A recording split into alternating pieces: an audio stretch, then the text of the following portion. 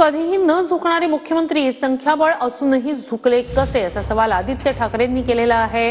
मुख्यमंत्री दादागिरी सहन करतात कसे असंही आदित्य ठाकरेंनी म्हटलंय। पालकमंत्री पदाच्या वादावरून आदित्य ठाकरेंनी टीका केली आहे। तर आधी विधानसभेत विरोधी पक्षनेता होतोय का ते बघा मग आमच्यावर बोला असं उत्तर शंभूराज देसाई यांनी दिलंय।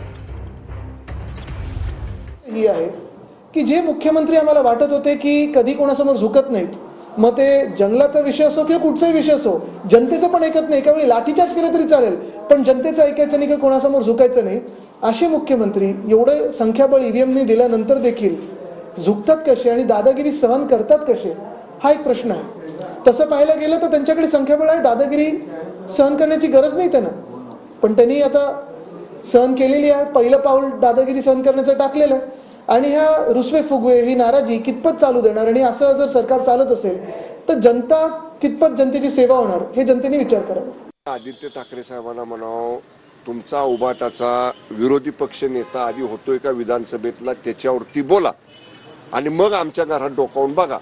आमच्या घरात सगळं व्यवस्थित चाललेलं आहे।